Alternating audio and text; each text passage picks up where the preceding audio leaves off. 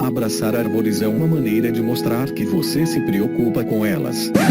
1, 2, 3, 4. Olá, pessoal! Bem-vindos a mais um Que Bicho é Esse? Eu sou a Miriam Perilli e o episódio de hoje é sobre um animal fascinante que eu sou muito encantada, a lontra neotropical. A espécie é a Lontra longicaudes.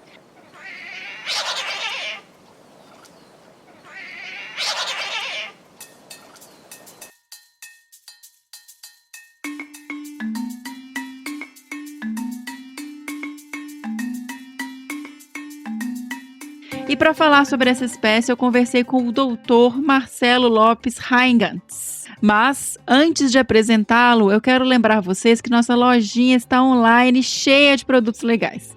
Temos as camisetas Seja Sua Própria Onça, que estão lindas. Tem caneca esmaltada, pets bordados e os kits super completos de primeiros socorros. E fiquem de olho que em breve nós vamos trazer novidades por lá, ok? Então, se você quer conhecer mais sobre os nossos produtos, entra lá em www.loja.desabrace.com.br. E hoje nós recebemos e-mails sobre a vocalização do último episódio, né? A vocalização da nossa querida Lontra longicaudes. E bora ver se o pessoal acertou? O primeiro e-mail é do Thiago Almeida. Que bom, Thiago, tava com saudades. Você não mandou no último episódio. E ele escreveu: Oi, Miriam, tudo bem com você? Por aqui tudo bem. Primeiro, eu queria fazer um pedido de desculpas por ter esquecido de escrever para o último episódio. Fato é, eu errei feio, errei rude, pensei que o bicho era um caxinguelê. Errou. O nosso esquilo brasileiro. Era um coati. Mas vamos lá, bola pra frente. Bora! Sobre o episódio do Coati, foi muito bom como sempre o Que Bicho é Esse? Trazendo pessoas extremamente competentes e apaixonadas pelos bichos. Foi excelente. Indo para o que interessa, o bicho que tocou no final do episódio, acredito ser o boto cor-de-rosa, Inia Geofrensis. Errou. Foi.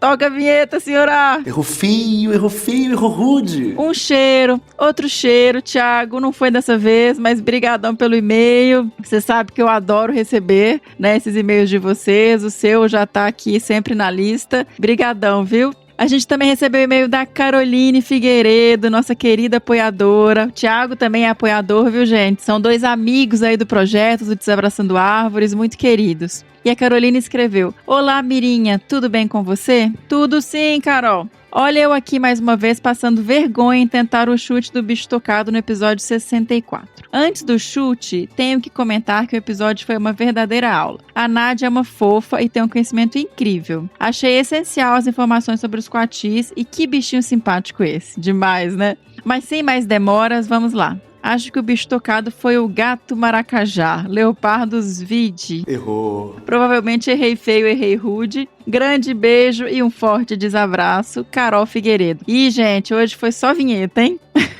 Mas é difícil mesmo e vamos continuar tentando. O legal é que vocês procuraram aí qual o bicho que foi tocado. No próximo já acerta. O próximo acho que vai ser mais fácil, tá bom? E agora vamos para a apresentação do entrevistado, o doutor Marcelo Lopes Heingantz, que eu fiquei muitíssimo orgulhosa e feliz de ter podido conversar com ele aí sobre as lontras. Ele que é biólogo, doutor em ecologia e atua como biólogo da Universidade Federal do Rio de Janeiro, tendo como foco de pesquisa a ecologia de populações, biologia da conservação, uso de hábitat e ecologia alimentar. Ele é coordenador da espécie Lontra longicaudes, junto ao grupo de especialista em lontras da IUCN, né, o Other Specialist Group, e membro do grupo de especialistas em translocações para a conservação também da IUCN. IUCN que a gente sempre menciona aqui, que é União Internacional para a Conservação da Natureza, traduzindo, né, a sigla. Ele ainda é membro do comitê assessor do PAN, do Plano de Ação Nacional de Ariranhas, os planos de ação que são do ICMBio, né, do órgão do Instituto Chico Mendes para a Conservação da Biodiversidade do Ministério do Meio Ambiente, e é também diretor científico do Instituto Luiza Pinho Sartori, e coordenador técnico do programa Refauna. E olha, tem uma coisa que ele não pôs aqui, ele também é um National Geographic Explorer. Chique demais, né? Então bora lá para essa conversa?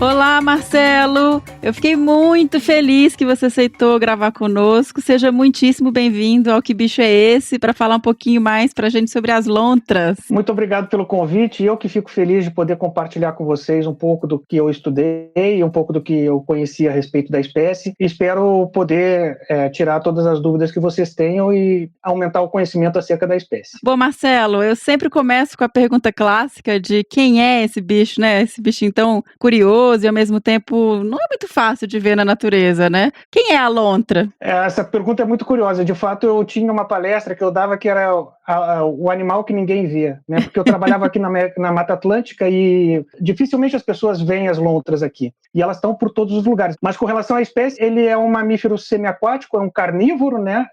Faz parte do grupo dos carnívoros. Então, semiaquática, ela vive metade do tempo, uma parte do tempo na água, uma parte do tempo na terra. Então, ela depende tanto do ambiente aquático como do ambiente terrestre. Ela é um mustelídeo, onde também estão os furões, o wolverine, as ariranhas e a arara no Brasil, né, que a gente pegar uma espécie brasileira, e ela tem uma característica, então, um corpo bastante longilíneo, né, fusiforme, ou seja, um formato assim que lembra um torpedo, que ajuda ela a nadar. Por conta desse hábito semiaquático dela, ela tem 5 dedos. Entre esses dedos tem uma coisa que a gente chama membrana interdigital, que é a pele dos dedos liga, ela é maior do que a nossa, né? Então ela liga e ajuda nessa propulsão, como se fosse um pé de pato, uma mão palmada que a gente usa em natação, justamente para facilitar o deslocamento dela dentro d'água. Curiosamente, dentro dos mustelídeos, né, eles têm pouca camada de gordura, e aí ela tem uma camada de pelos muito densa. E isso até foi uma questão que levou a um problema de conservação do grupo. A gente vai falar também um pouco mais para frente, mas é porque esse pelo é muito macio. E por ele ser macio também trouxe problemas para a conservação delas. É interessante você mencionar isso, e a gente vai falar um pouquinho quando conversar sobre conservação,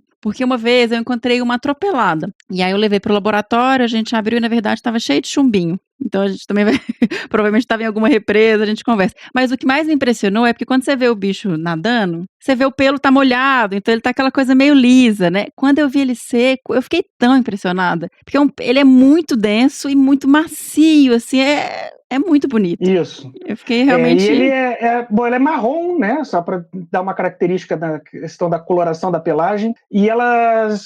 todas têm uma coloração muito parecida, por isso é difícil diferenciar um indivíduo do outro. Daí também uma das dificuldades de se trabalhar com bicho, porque ela é marrom mais escuro em cima, marrom mais claro embaixo. E ela tem essas 2 camadas de pelo, né, uma camada de guarda e a camada maior, que justamente ajudam, então, que fique uma camada de ar aí dentro desses pelos, e aí com isso elas conseguem fazer o isolamento térmico. Por conta disso, elas não precisam tanto dessa camada de gordura para viver em ambientes mais frios, que elas também ocorrem até mesmo em ambientes bem gelados. E ela também tem uma cauda bem longa, né, Marcelo? É 1/3 do tamanho do corpo, né? Elas têm um tamanho médio entre 1,70 e 1,20 metros, sendo que 1/3 desse tamanho é cauda, basicamente. Então, assim, justamente porque essa cauda ajuda no deslocamento dela dentro da água. É uma cauda muito forte, eles são animais muito fortes, né, muito musculosos, e até por isso também não são muito usados para consumo em termos de carne, porque realmente é uma carne dura. As pessoas relatam que já tiveram o hábito de consumir a carne, que é uma carne dura. E aí ela é muito musculosa e ela tem as patas, né, os membros, tanto o anterior como o posterior, são muito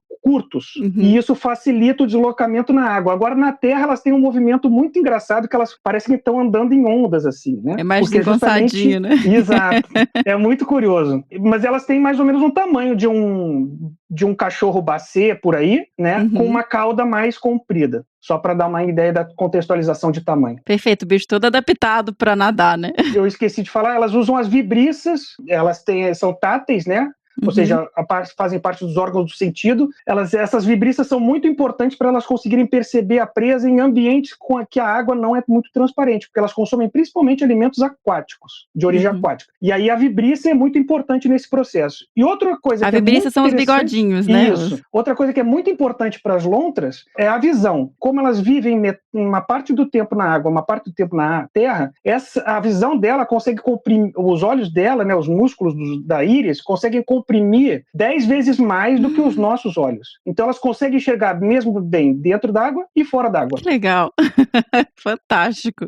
E, Marcelo, é a mesma espécie na distribuição gigantesca que ela tem, né? Porque eu entrei no site da IUCN e aí vi que ela tem uma distribuição enorme, sendo considerada a mesma espécie. Exato. Ela ocorre desde o México até o sul da Argentina, e aí por isso elas têm essa distribuição, é uma espécie única, que há uma suspeita, né, uma indicação de uma divisão em 3 subespécies, né, que teria uma divisão ali na altura da bacia do Rio Amazonas e uma divisão mais acima, né, lá perto do Istmo do Panamá. Essas 3 subespécies não são consolidadas, né, há uma expectativa de que isso possa ser consolidado no futuro, há alguns estudos de genética que estão confirmando essas suspeitas de subespécie, há uma diferenciação genética entre esses grupos, mas ainda não está completamente consolidado isso, então, por enquanto, ainda se considera uma única espécie, sem grandes divisões para fins de taxonomia. E quando a gente fala sobre os hábitats dessa espécie, ela tem uma plasticidade grande, né? Eu estava lendo também que ela corre em vários hábitats diferentes. Conta pra gente um pouquinho como é que funciona. Então, eu sou suspeito para falar das lontras, né? São meus animais prediletos, né? Minha espécie predileta. Então, assim, as lontras, elas são extremamente versáteis.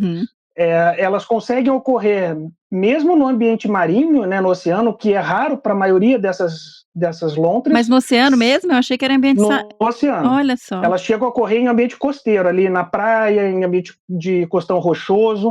Tem lontras ocorrendo em ilhas, onde não tem muita água doce, por exemplo, a Ilha Grande, aqui no estado do Rio de Janeiro. Em várias ilhas em Santa Catarina, tem estudos que mostram algumas populações residentes de lontra, ou seja, elas não estão ali só fazendo uma aventura, elas passando o dia, elas ficam realmente ali, residem. Perfeito. Agora, aparentemente, elas precisam de uma água doce para retirar o sal, porque o sal atrapalha justamente no isolamento daquela camada de ar que eu falei, do isolamento dos pelos, né, que forma, é atrapalhado. Então elas ficam constantemente se limpando, fazendo uma coisa que a gente chama de grooming, né, limpando o pelo assim que saem da água, especialmente nesses ambientes mais de água salgada. Mas então elas podem ocorrer em ambiente de água salgada, ambientes estuarinos, que tem muitas lontras, e até mesmo, mas elas são muito versáteis, ocorrem em lagoas, ocorrem em rios, sempre associado à água, né? Sim. Mas ocorrem até em ambientes montanhosos com neve perene, como é o caso dos Andes, já foi observado lontras a mais de 4.000 metros de altitude. Então isso mostra um pouco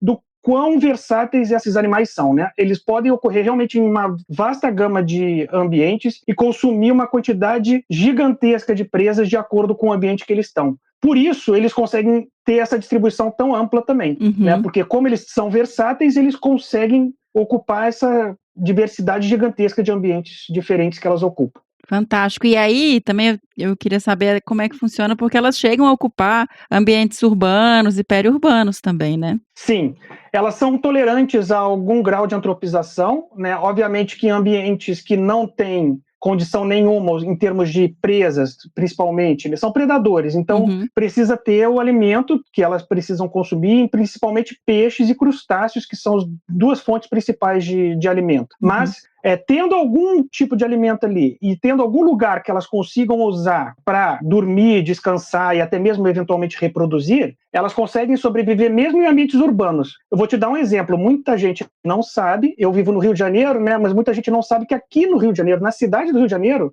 existem populações residentes de lontras. Então, por exemplo, nas lagoas de Jacarepaguá, que não são muito distantes da minha casa, mais ou menos 25 quilômetros daqui, tem populações residentes de lontra ali.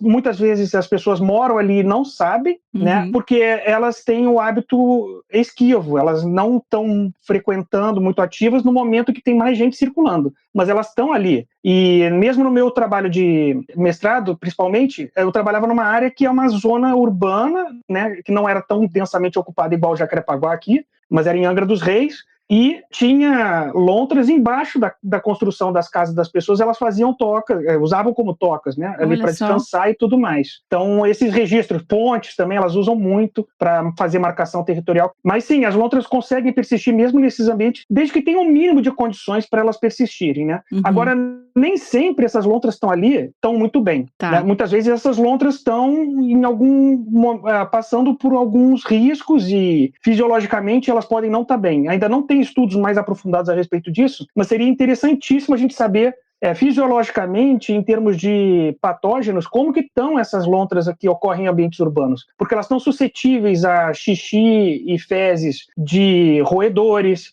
de outros carnívoros, como gatos e cachorros, né, domésticos, e isso pode parar nos corpos d'água e vir a contaminar essa espécie que a gente não sabe como que está acontecendo.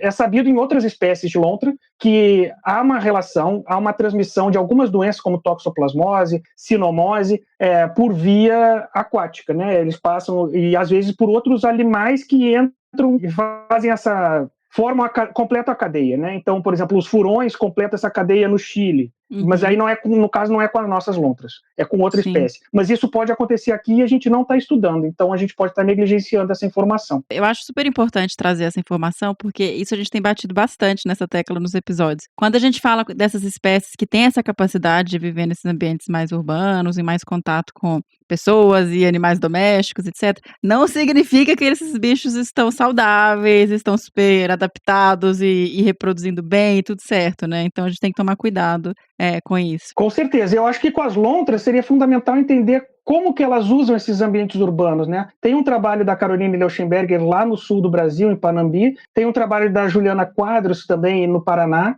tem o trabalho do pessoal do Projeto Lontra em Santa Catarina, que eles justamente avaliam lontras em ambientes urbanos e periurbanos. Mas é fundamental que a gente faça isso por toda a distribuição da espécie, a gente consiga entender realmente como que elas estão usando esse ambiente e, de fato, qual o risco que elas estão correndo. Se fisiologicamente elas estão bem, se elas estão conseguindo comida adequada ou se elas estão comendo lixo. Muitas vezes a gente não sabe, né, o que está acontecendo com essa espécie ali. E é importante, não é que o fato dela estar ali que está tudo correndo bem com ela. É importante que a gente consiga compreender isso. E aí você mencionou que ela come peixes e crustáceos. Essa é a dieta principal das lontras. Como eu expliquei lá na frente, lá atrás elas são semiaquáticas, né? Então elas passam uma parte do dia na água e uma parte do dia na terra. A parte do dia que elas passam na terra é basicamente descansando e, eventualmente, reproduzindo no momento da época de reprodução. Na água é onde ela se desloca e onde ela forrageia, ou seja, ela busca por comida.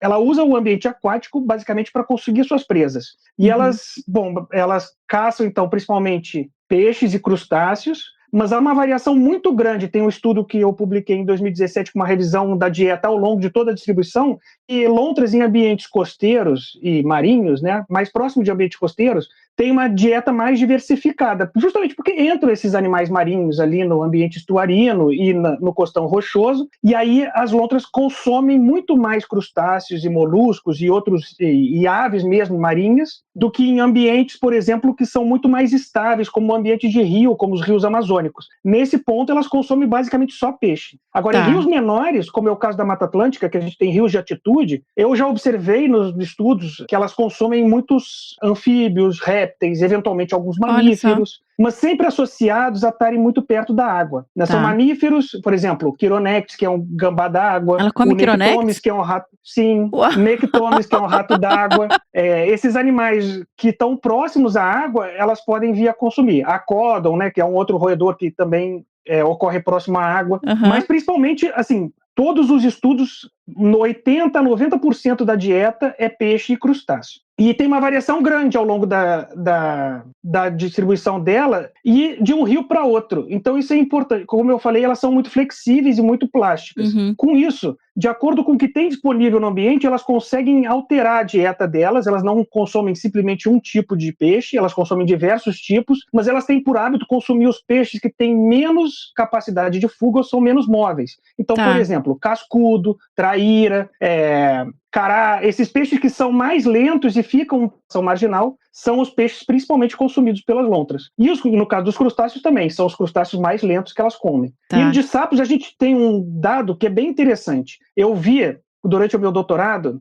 a gente trabalhando e eu estava coletando as fezes, né, no meio do rio, e aí daqui a pouco olhei para o lado assim, tinha uma pele de sapo toda aberta, né, e um sapo cururu. E o sapo cururu tem muita glândula paratoide, né, de veneno nas costas. Então, de maneira muito interessante, A lontra tinha, isso não só a lontra faz isso, mas nesse caso tinha sido uma lontra. Ela abre a barriga por baixo do peixe, do sapo, e consome toda a parte que não tem veneno e Olha. deixa a parte da cabeça que tinha o veneno intacta. E aí Que deixou, incrível. isso chama skinning, né? Que é Aham. justamente tirar a pele do bicho. E estava do lado das fezes. Então, assim, eu consegui, depois nas fezes também tinha registro de ossos de sapo. Então a gente conseguiu identificar que as lontras que estavam fazendo aquele evento que a gente estava observando Que ali. loucura, gente, que legal. É. Então, a dieta dela então vai variar muito dependendo do ambiente, assim, do que está disponível, né? Sim, ela é tida como oportunista, né, e generalista. Ela consome uma ampla gama de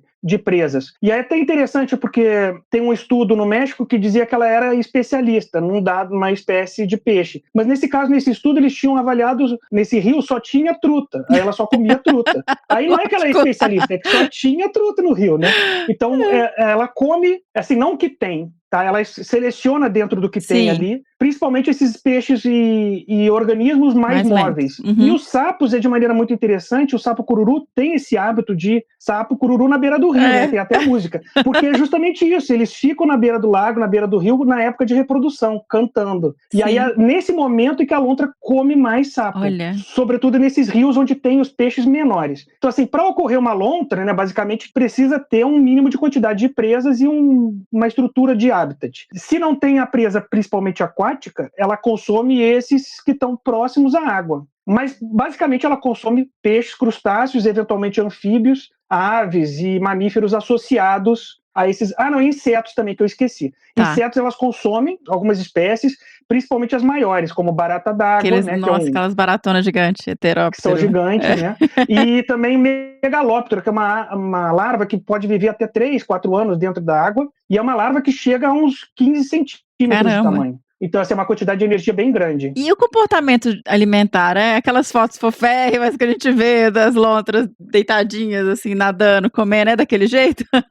Então, as lontras, elas são o que a gente chama de single prey loaders, né? Elas pegam uma presa por vez, né? Elas mergulham, pegam a presa, mas elas normalmente não consomem dentro da água. Tá. Elas consomem, quer dizer, ou na margem, assim, né? Mas em algum ambiente que ela consegue manipular a comida. Então, assim, elas podem, obviamente, comer dentro da água, eventualmente, como a gente já viu que elas observam, mas é em algum momento que já é próximo à margem ali. Sim. E aí, justamente isso, elas ficam consumindo e manipulam, são muito inteligentes, né? E muito rápidos. Então, elas vão manipulando, e de peixes elas consomem a parte onde tem mais energia, as gônadas, né? O intestino. Elas vão traçando aquilo tudo e deixam, em geral, a cabeça para trás, né? Então a gente consegue identificar, tanto nas fezes, como perto da onde ela comeu, os restinhos de comida dela, e aí a gente consegue saber o que ela está comendo. Mas, basicamente, ela consome dessa maneira, né? Ela mergulha, pega um peixe ou um crustáceo, volta, come novo. E aí uma coisa que é muito importante, como elas têm um metabolismo muito acelerado, elas gastam muita energia e elas não têm essa camada de gordura, elas precisam consumir uma quantidade muito grande de presas. Elas consomem basicamente 1/3 do seu peso diariamente. Então as lontras consomem, por exemplo, uma lontra chega a 10 quilos. Uma lontra média, né? Tem entre 8 e 10 quilos. E então a lontra come basicamente 3 quilos de presa. É bastante coisa, se a gente pensar a gente comendo. É, muito. E aí, até, eu queria perguntar, nas áreas que ela ocorre em simpatria, né, que ela tá no mesmo lugar, na mesma localidade que as ariranhas, a dieta é a mesma, tem alguma adaptação, algum tipo de competição? E outra coisa, as ariranhas, elas vivem em grupos, né? As lontras, elas são solitárias. Então, as lontras ocorrem em simpatria com a ariranha, uma ótima pergunta, porque elas ocorrem, mas aparentemente elas não consomem, teve um estudo no Pantanal que mostrou que elas não consomem, não estão exatamente nos mesmos lugares, primeiro, né? Elas ocorrem em simpatria, mas as lontras ficam principalmente nos rios menores e as ariranhas na parte maior do rio. Ah, tá.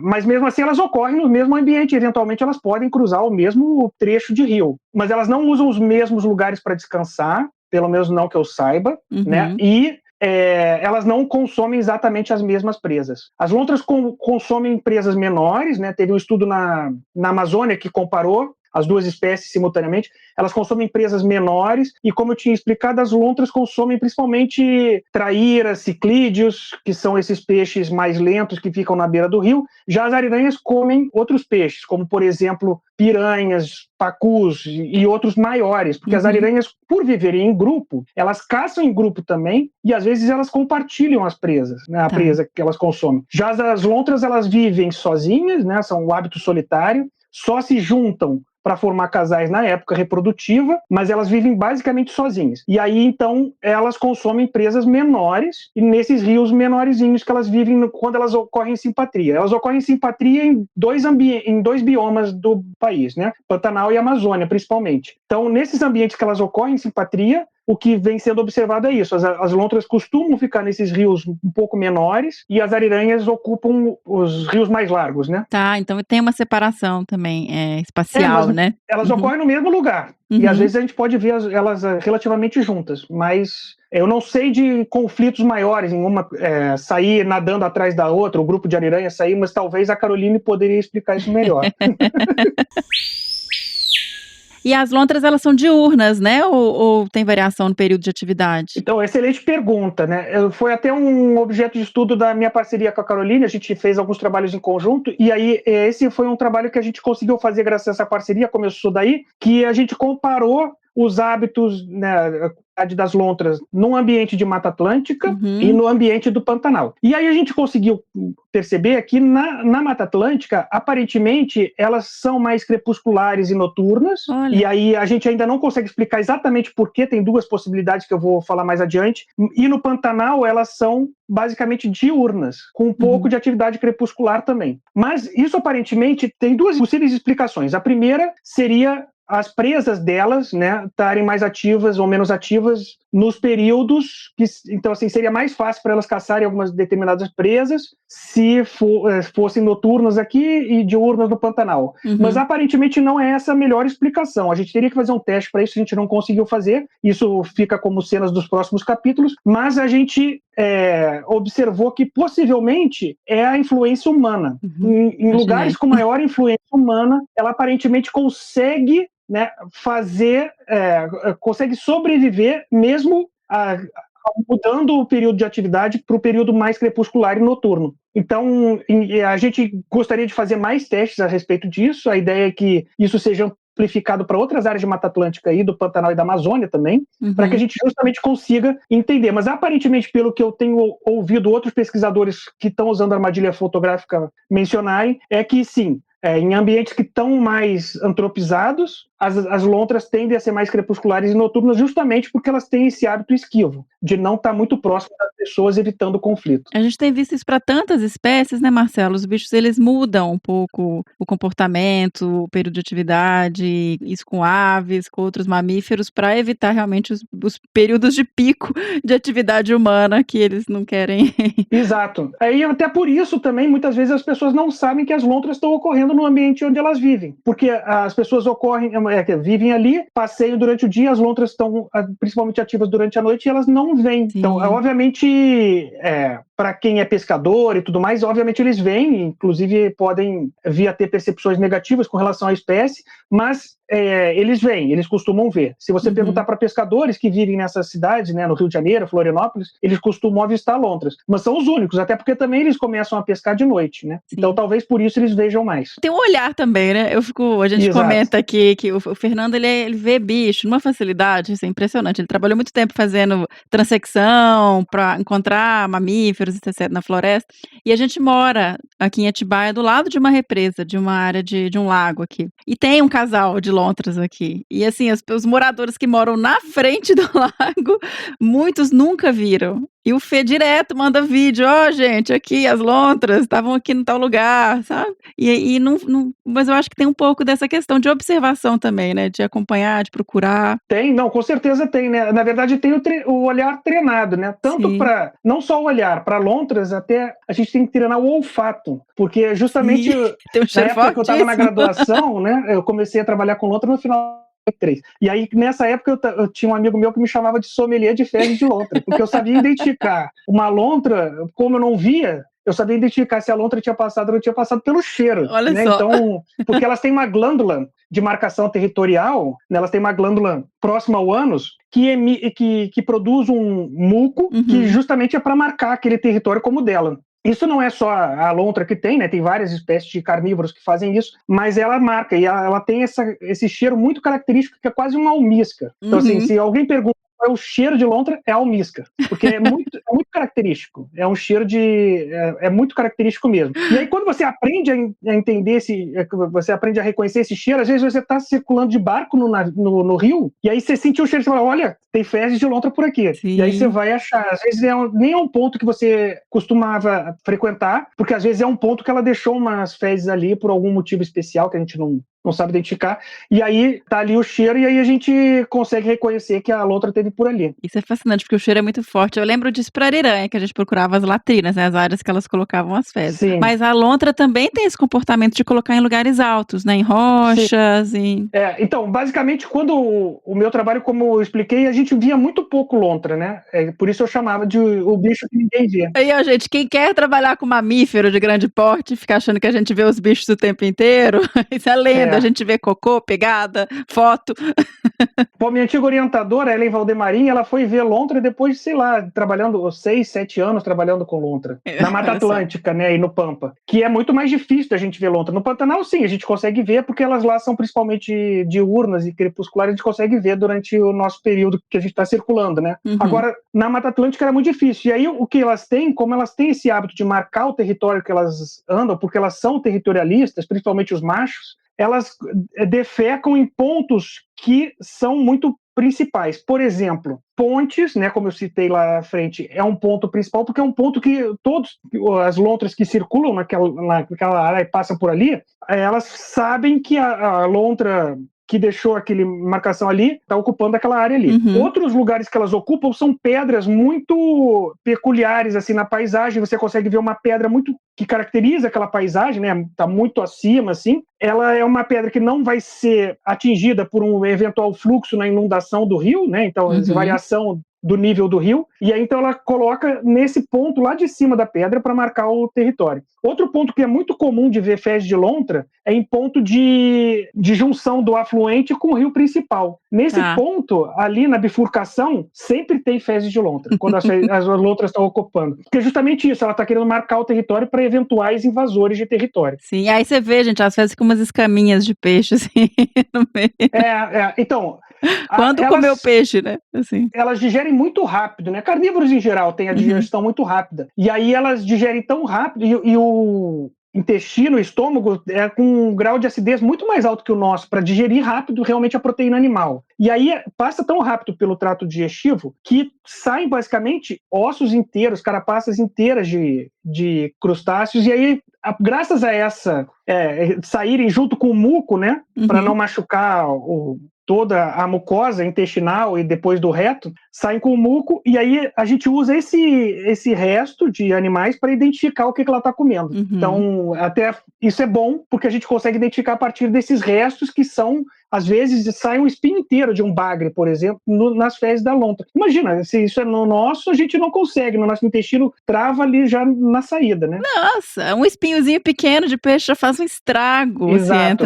Se a gente engole, né? Exato. E elas comem, às vezes, o cascudo, o bagre, tem um espinho de 3, 4 centímetros de... Evolução é fascinante, né? Como que os bichos se adaptam à alimentação, é incrível. E, Marcelo, você mencionou que eles muitas vezes são encontrados em casais na época de reprodução. Como é que funciona a época de reprodução? Eles se encontram? Os casais são os mesmos ou não tem nada disso? Trocam os casais? Como é que é essa relação de reprodução das lontras? Ainda se sabe pouco com relação à parte reprodutiva da espécie. Muito do que a gente sabe da reprodução é oriunda de cativeiro ou de outras espécies de lontra que são similares. Porque as lontras, a maioria das lontras, são 3 espécies de lontras no mundo, né? A maioria das espécies de lontra tem a lontra marinha, que ocorre no Oceano Pacífico, que aí é completamente diferente das outras. Tem uma outra lontra marinha que ocorre no Chile e Peru, mas ela é quase uma lontra de rio pequenininha. As demais são todas muito semelhantes. Tirando a ariranha e uma outra espécie que também tem hábito de viver em grupo, a maioria das lontras vive sozinha.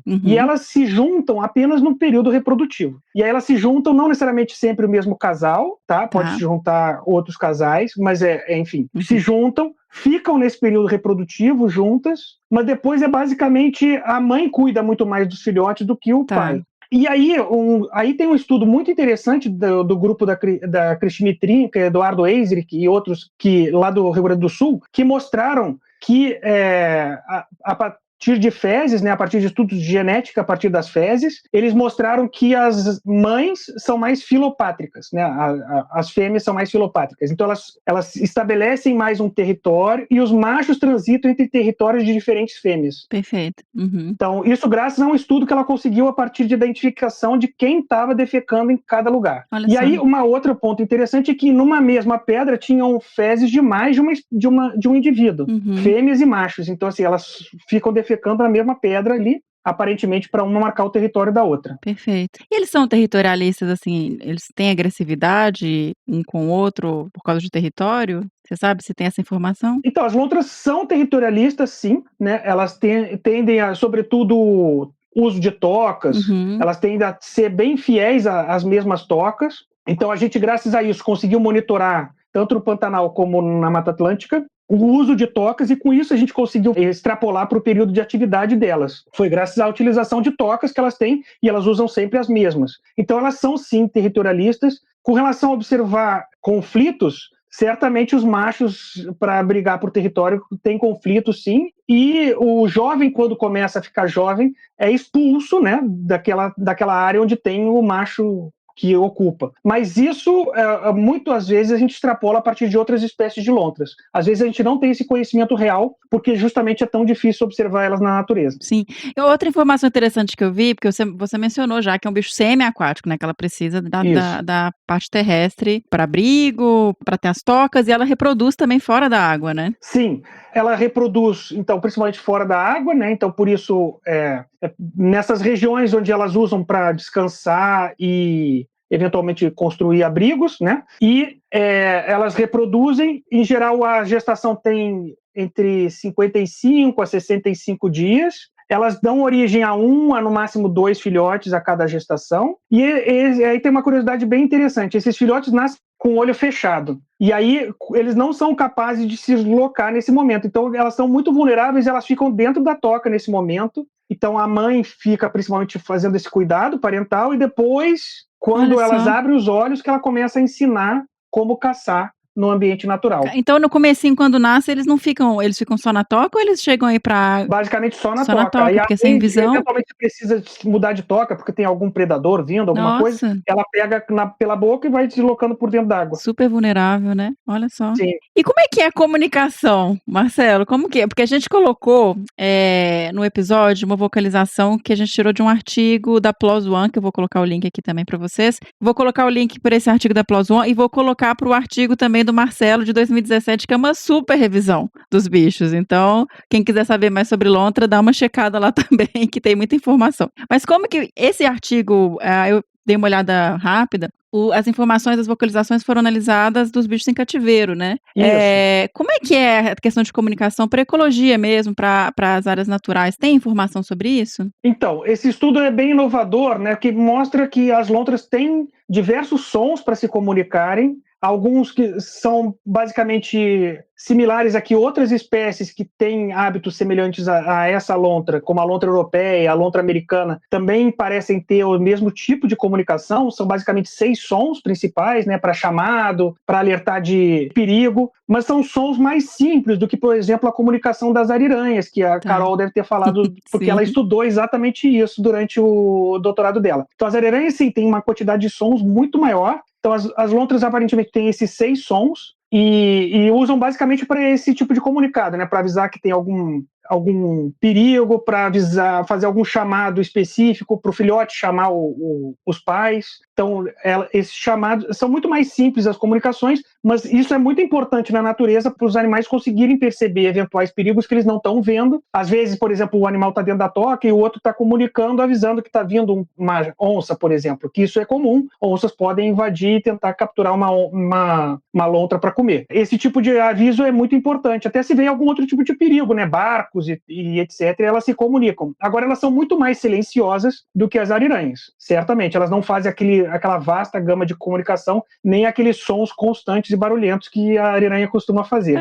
O que faz sentido, né? Porque não é um bicho que vive em grupo, que precisa ter Sim. todo esse repertório, né? Exatamente. Mas é importante para elas, em termos de comunicação e justamente saber onde estão os outros coespecíficos e também, até mesmo, eventualmente, alertar para um sair do outro território, né? Porque a questão de defesa de território, eles podem explorar a questão de comunicação oral também, que foi o que esse artigo publicou, que é um artigo interessante porque não tinha isso publicado para a espécie. Tá, legal. Aí, vamos falar agora das ameaças.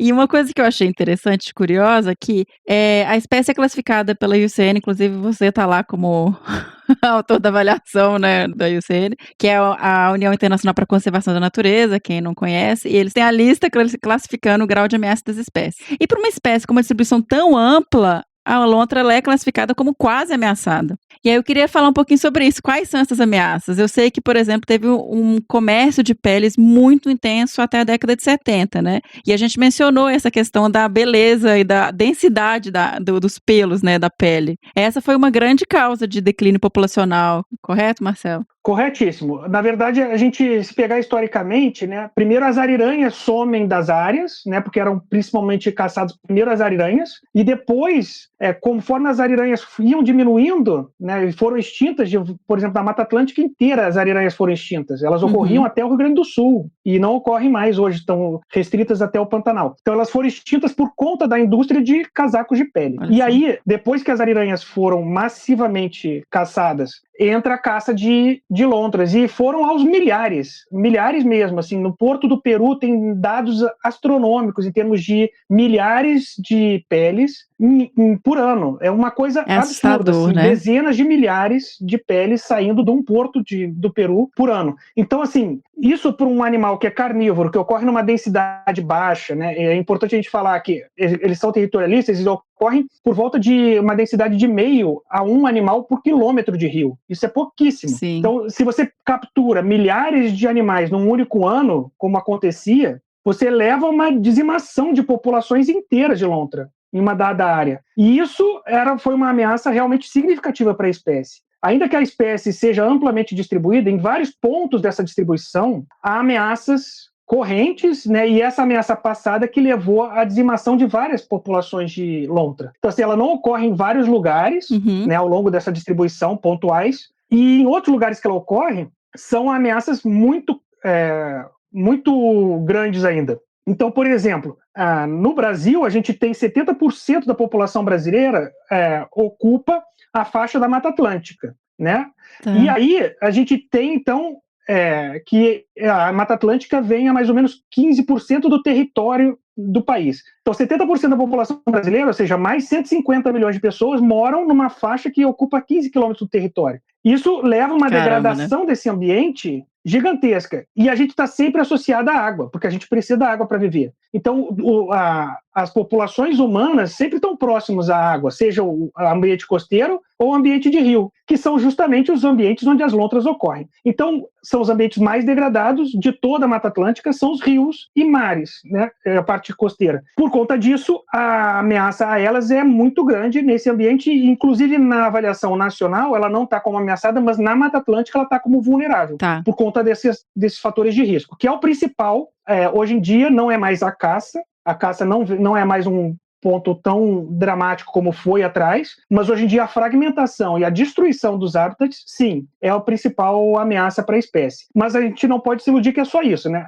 Como elas vivem em ambientes próximos aonde tem atividades econômicas, principalmente de pesca e piscicultura, próximo a esses ambientes as pessoas relatam percepções negativas com relação à espécie. Mas de maneira bastante interessante, estudos que compararam a dieta das lontras e o quanto isso impacta economicamente, né, nessas atividades pesqueiras, mostram que o impacto econômico das lontras não é tão grande como as pessoas acham que é. Claro, as lontras, e eu tive essa experiência no meu mestrado, a gente botava rede de espera, né, que é uma rede basicamente que você bota dentro do rio, fica de um dia para o outro e você levanta no dia seguinte para pegar os peixes. Nesse momento, de um dia para o outro, às vezes a lontra passava lá e comia e literalmente fazia uns buracos na minha rede. Sim. Eram lontras, certeza que eram, porque depois saía nas fezes, os plastiquinhos.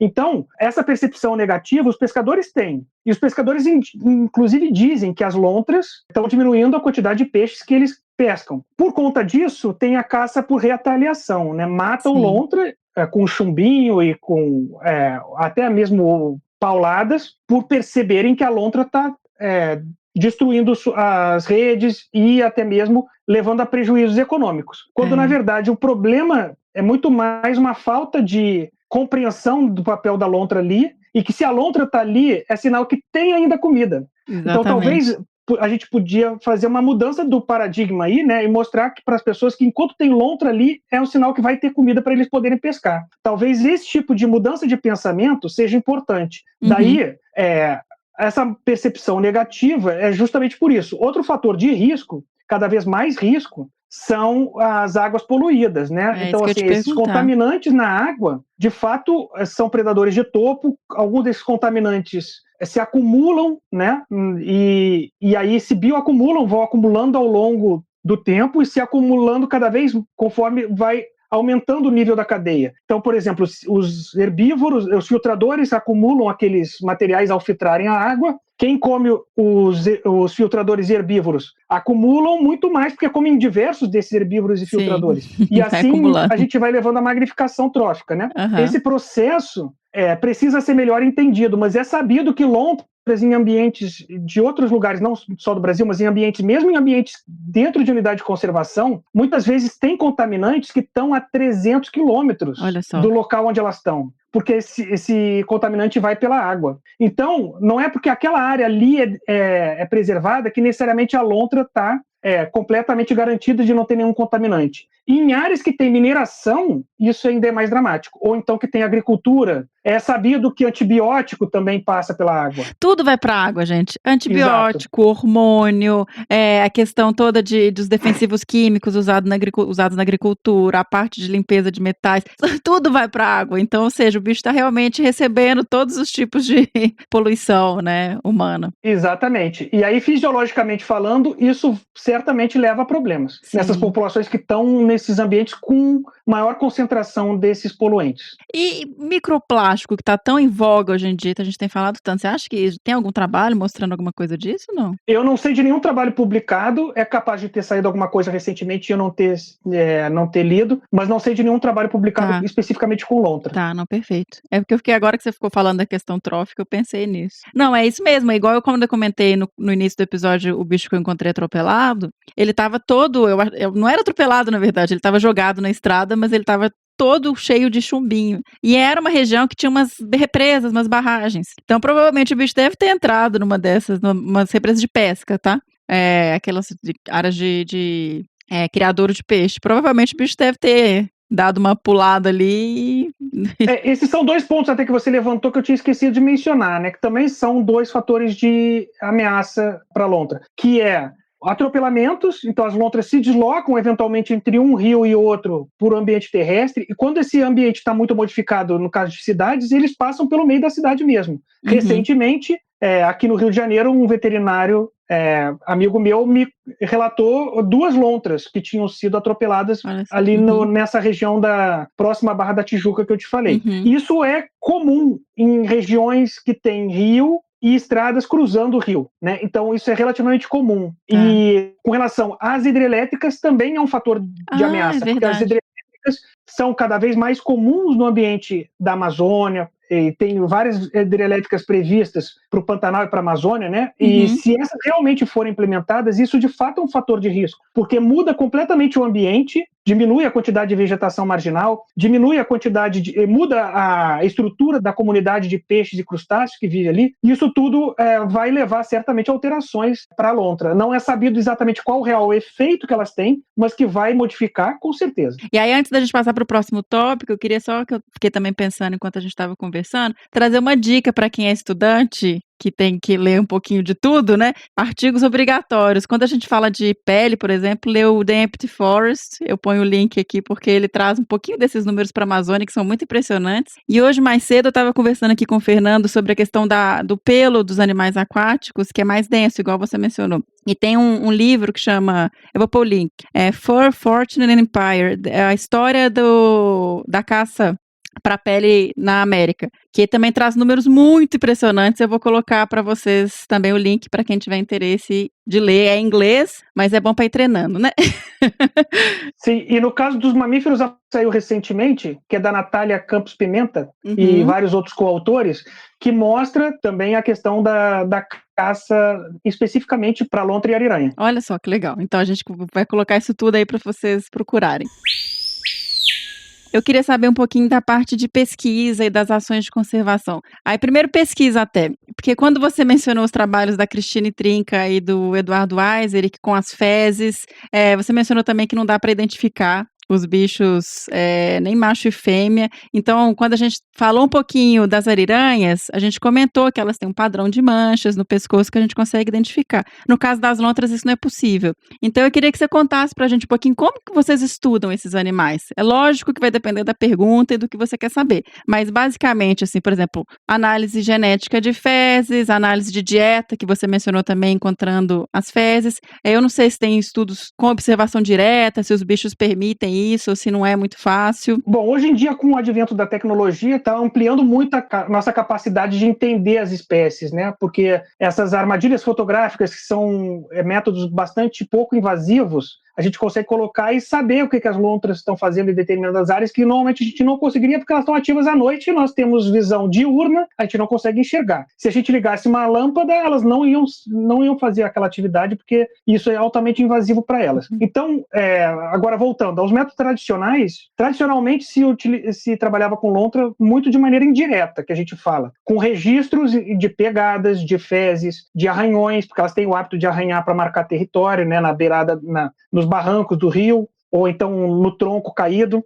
Então, isso permitia a gente, bom, primeiro saber se as lontras estavam ou não estavam naquela dada área, e graças a essa limitação que a gente tinha, né, porque a gente não conseguia observar diretamente o bicho, era muito difícil, nessas áreas que são mais próximas das pessoas, a gente usava desses métodos indiretos, então, para saber, primeiro, tentar fazer quase um trabalho de detetive, né, saber onde estão as lontras, o que elas estão fazendo. Como que a gente sabe o que elas estão fazendo? Bom, primeiro a gente sabe que áreas elas ocupam, que áreas elas não ocupam. Obviamente que nesse caso, a ausência de registro não quer dizer que a lontra não esteve ali, mas a gente consegue saber onde tem o registro de maneira positiva, a gente sabe que está o registro ali, a gente sabe que aquele ali ela usou. E aí a gente consegue entender um pouco, que tipo de lugar ela usa como toca, que tipo de lugar ela usa como lugar para descanso, que tipo de lugar ela usa para botar as fezes. E aí a gente consegue entender um pouco do que a lontra faz no ambiente onde ela vive. E mais, essas fezes, como a gente explicou no momento que a gente estava falando da alimentação, saem com uma série de fragmentos que permitem a gente identificar o que a lontra está comendo. Então, mesmo sem eu ver o que a lontra está comendo, a gente consegue saber pelas fezes. Obviamente que tudo isso tem limitações, porque, obviamente, o melhor de tudo é a gente conseguir observar diretamente o bicho. Se a gente não observa, no caso das fezes, por exemplo, animais de corpo mole são subidentificados nas fezes, ou seja, por estruturas duras, eu estou vendo osso, carapaça, etc. Se é um molusco, só quando sai aquele ossinho do molusco, a concha do molusco, eu consigo saber qual é o bicho que ela está comendo. Se não, como é que eu vou saber que tem um molusco ali? Só através de umas novas tecnologias que, por exemplo, tem até, inclusive, que chama DNA ambiental. Você pega uma amostra de água e você consegue saber tudo que está acontecendo ali naquele ambiente com aquela amostra de água. É uma loucura isso, né? Tem para solo também, eu fico pirando. Pois é, mas aí precisa de recursos em termos de tecnologia de equipamento. Você mencionou da Cristine Trinca. A Cristine Trinca conseguiu fazer um trabalho que foi até uma mudança também de capacidade da gente entender o que a espécie estava fazendo, graças a conseguir resgatar o DNA da lontra a partir das fezes. Então ela conseguiu uma eficiência gigantesca a partir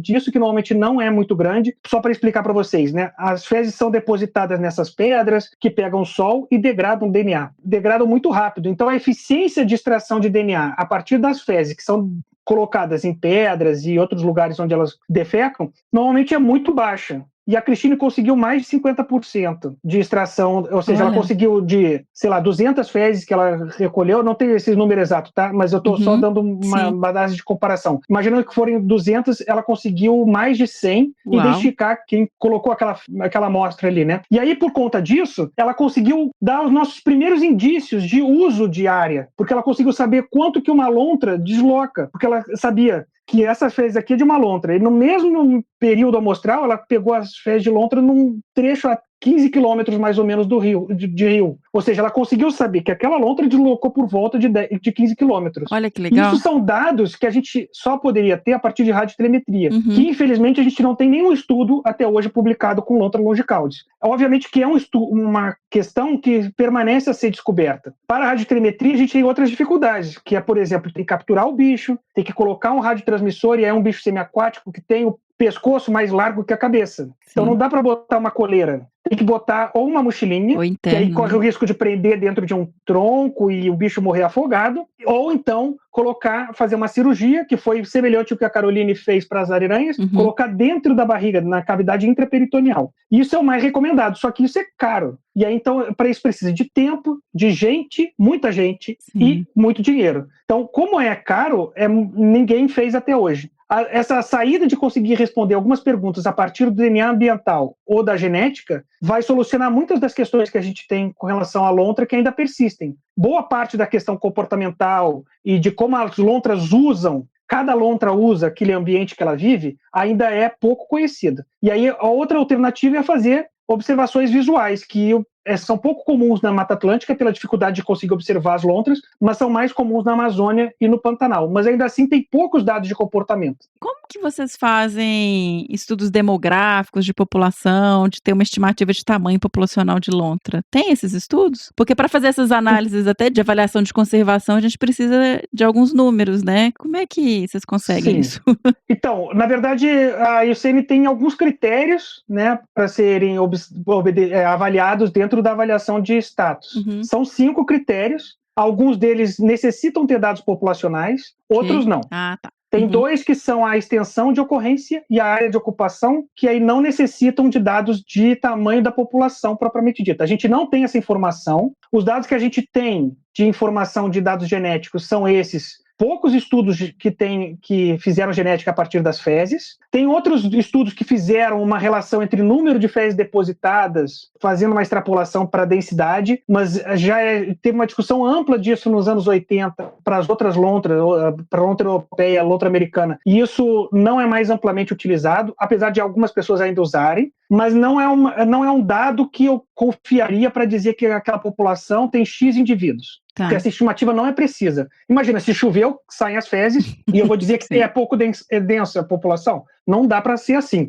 Então, os dados de genética ou de visualização seriam os ideais. O da genética ainda é remoto, são poucos estudos de genética que a gente teve, mas a gente consegue, a partir desses estudos, fazer extrapolações para as outras áreas. Então, imaginando que ocorra meia lontra por quilômetro, a gente fazendo uma projeção em todos os rios, a gente consegue chegar a um dado que ela não está ameaçada globalmente. Tá? Por conta disso, ela não conseguiria entrar em nenhuma categoria de ameaça de tamanho populacional. A gente consegue fazer ameaças mais regionalizadas. Então, por exemplo, a Mata Atlântica, sim, a gente consegue entender que na Mata Atlântica ela corre maior risco porque está sob muitas ameaças ali e provavelmente as densidades são bem menores. Agora, esses dados são muito especulativos. A gente usa, então, os dados de extensão de ocorrência e área de ocupação. E a partir desses dados, também não dá para categorizar elas como ameaçadas. E aí, quando a gente passa para essa parte de ações, como ela não é classificada como ameaçada, ela não entra, por exemplo, num plano de ação, né? Mas ela pega nos planos de ação nacional, que a gente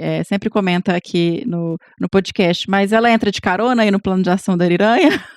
Ela entrou de carona no plano de ação da ariranha, porque ela era categorizada como quase ameaçada, e aí permite-se colocar algumas ações que são mais voltadas para a ariranha, também contemplam a lontra, porque elas, como a gente mencionou lá atrás, elas ocorrem em simpatia em algumas áreas. Nessas áreas que ocorrem em simpatia, a gente consegue justificar algumas ações em conjunto, e mesmo em áreas que não ocorrem, a gente consegue justificar entrando dentro do mesmo plano de ação, mas chama Plano de Ação Nacional das Ariranhas. E a lontra entrou um pouco a reboque. Agora, em termos de medidas de ação, foi publicado em 2018 as estratégias globais para a conservação das lontras, e aí esse livro é um livro do grupo de especialistas da IUCN, em Londres, está disponível para qualquer um que queira baixar no site do IUCN Otter Specialist Group, e esse livro tem uma série de ações em toda a distribuição da espécie, mas também ações localizadas, porque a gente fez tanto a percepção do que é uma ameaça para toda a distribuição, em toda a distribuição da espécie, mas ameaças mais locais. Então, por exemplo, para o Nordeste brasileiro tem umas situações muito peculiares. E aí o do Nordeste é um trabalho relativamente recente que foi feito. Tem um grupo lá no Nordeste trabalhando com lontras, e eles descobriram que a lontra ocorre mesmo em ambientes de caatinga, o que não era sabido. Nesses ambientes de caatinga, ambientes que não têm água perene. Então é muito interessante.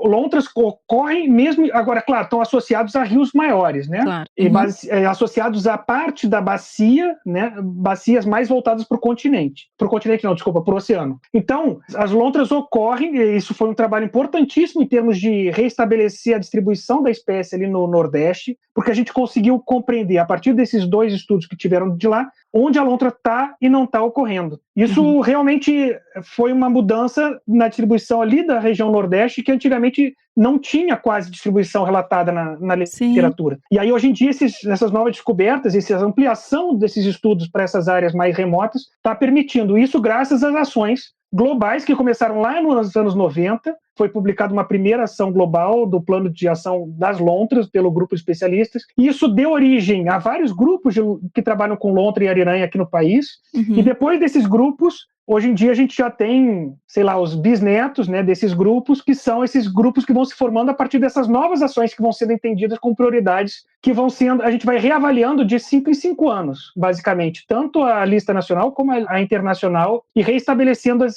são prioritárias para esse momento. Não, e assim, olha que interessante, olha quanta coisa a gente tem para saber ainda, né, essa questão do Nordeste. Sim. O Marcelo comentou aí do plano global, e aí quando eu mencionei que os planos de ação nacional, eles são os planos do ICMBio, tá, gente? Que são planos super importantes também aí para as espécies ameaçadas nacionais. Bom, então, quando você mencionou essa questão aí do Nordeste, eu fiquei pensando, quais são os próximos passos, Marcelo? Tem alguma coisa assim que vocês, puxa, a gente precisa saber isso, ou a gente precisa de mais gente estudando isso? Como é que é como está o status de pesquisa das lontras hoje e times de pesquisa no Brasil? Bom, a gente tem muitas lacunas ainda a serem respondidas em termos do conhecimento da biologia da espécie, né? Então, todos esses pontos que a gente conversou ao longo desse episódio, a gente vê que muitos faltam algumas informações básicas, então como a lontra usa o ambiente onde elas estão, essa questão, se for para o lado da genética ou para a radiotelemetria, para conseguir compreender como a lontra usa o espaço, isso vai conseguir que a gente perceba características únicas delas com relação às outras espécies de lontras,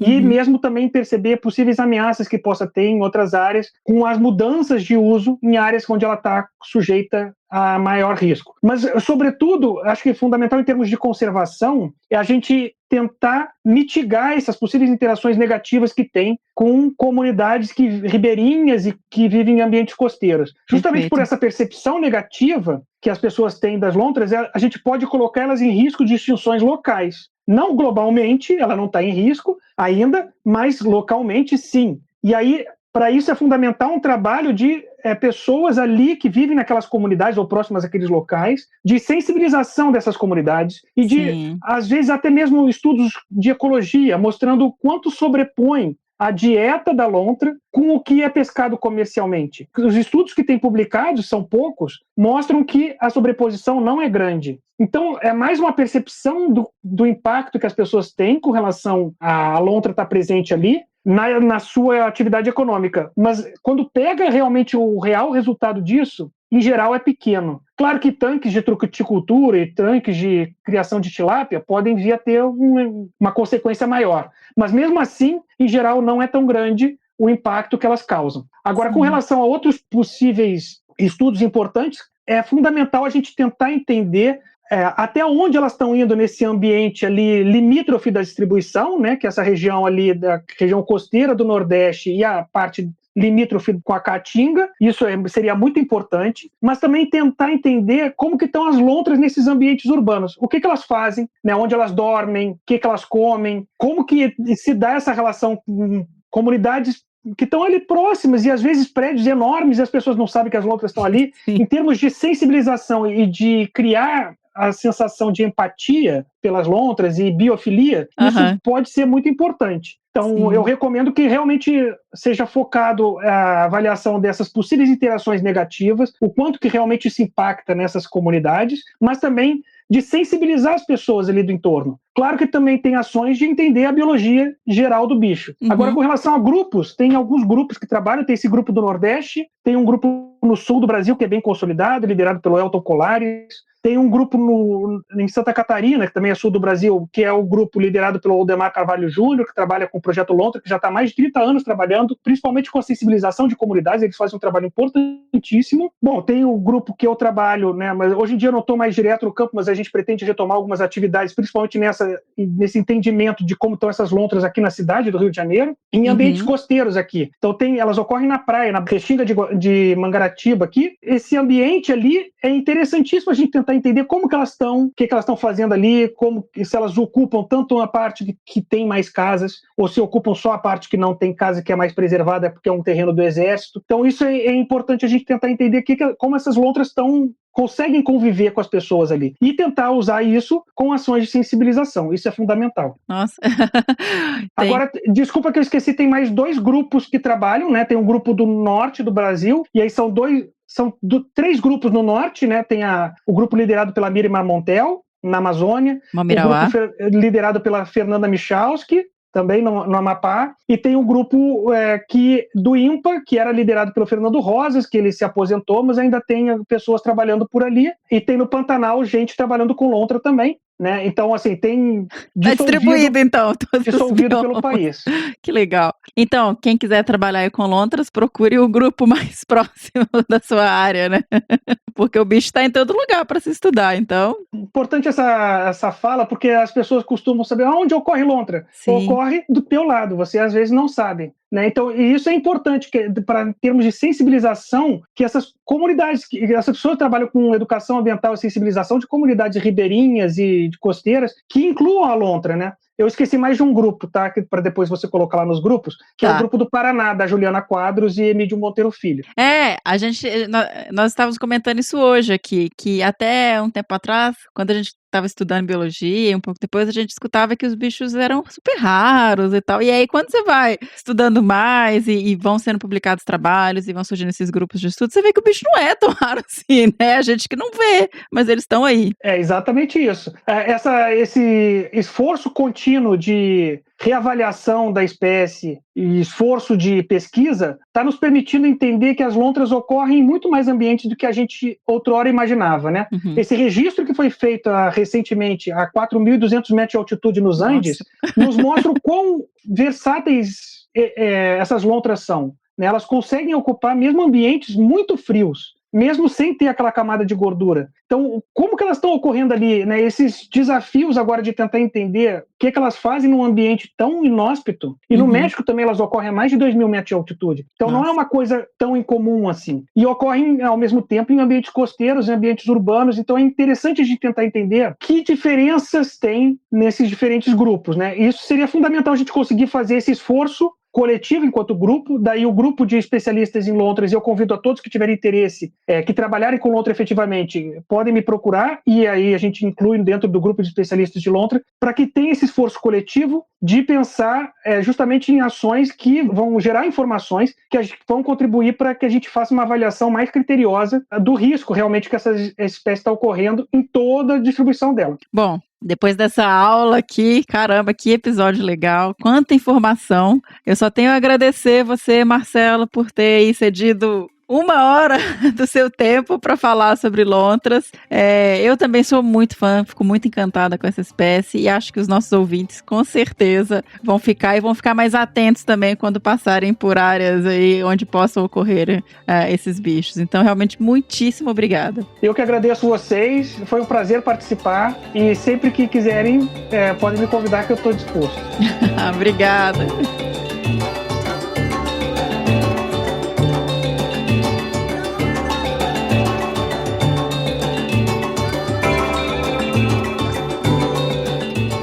E esse foi o Que Bicho é Esse? Sobre a lontra, com o Dr. Marcelo Lopes Haingat. Super simpático, deu uma aula pra gente. Eu adorei, espero que vocês também tenham gostado. E agora toca o bicho do próximo episódio, senhora.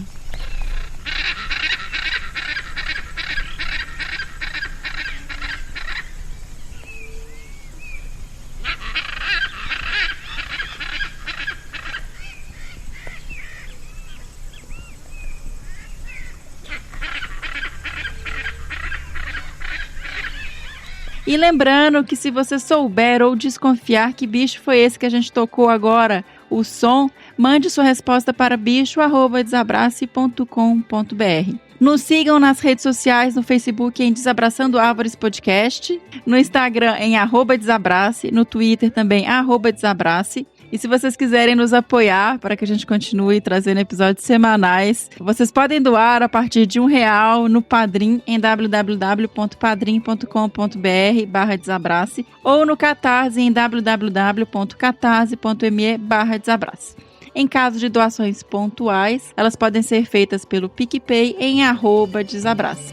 E é isso, até o próximo Que Bicho é Esse? Beijo!